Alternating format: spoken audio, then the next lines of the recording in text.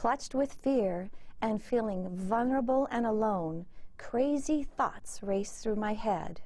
This man just raped me. What would stop him from killing me with that pearl-handled gun that he's so proud of? I was sure I was going to die. How difficult was it for you to write this book? It was difficult.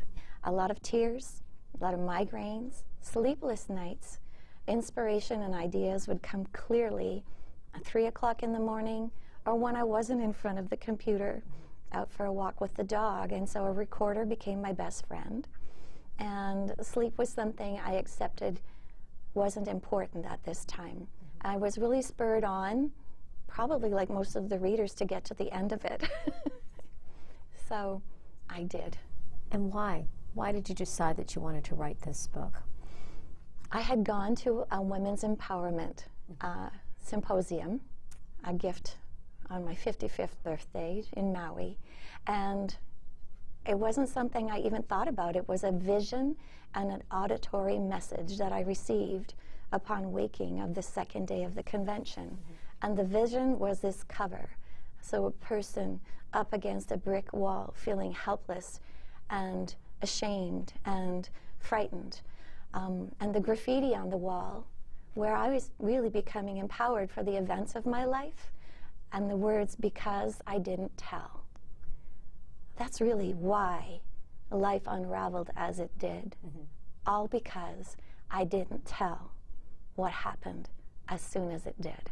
One question a lot of people will ask, I think even anyone reading this book, but when we're looking at about issues with regards to domestic violence and abuse, we've been hearing a number of them, is why the victim or why the person didn't leave. Why you didn't leave. Why not after the first incident you didn't leave.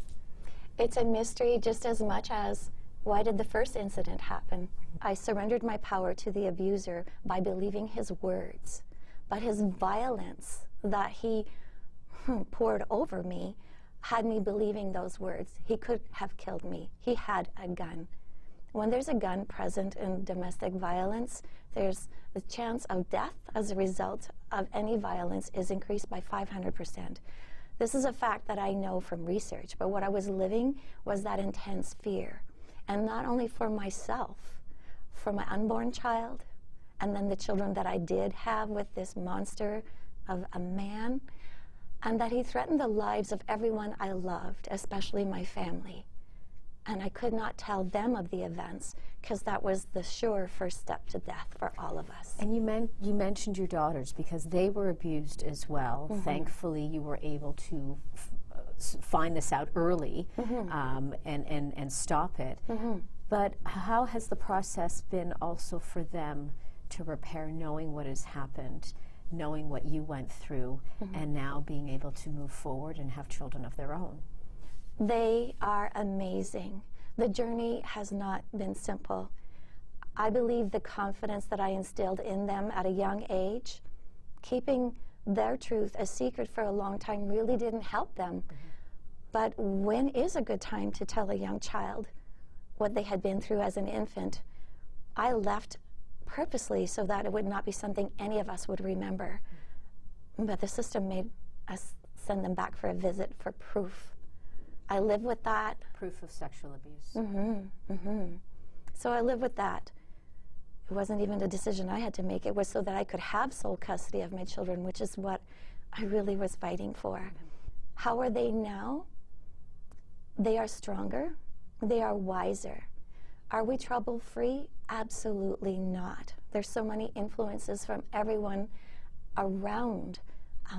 But when I did tell them, at the ages of 16 and 14, it was actually quite a relief for my 16-year-old who had been subjected to the abuse more than once, because she had nightmares and odd feelings that she couldn't understand.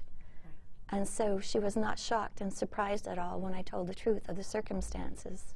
After every chapter, after every incident, you write things I forgive myself for, and pearls of wisdom. Now, I know that that was something, you know, obviously very important for you and as part of your healing, but is it also something for the reader especially if this is an individual who may have gone through the same thing, to be able to take that and understand that they can forgive themselves for things that may have happened in their life. It certainly is. I now forgive myself for is a journey of healing that I really have practiced and repeated and practiced and repeated. And every time I would feel like I've gotten to a safe place in my life, life is good, then something may spur on another emotion that would come to the surface, and I'd have to revisit forgiving myself for, yes, mistakes that a reader who hasn't gone through this would say, wow, what a silly person.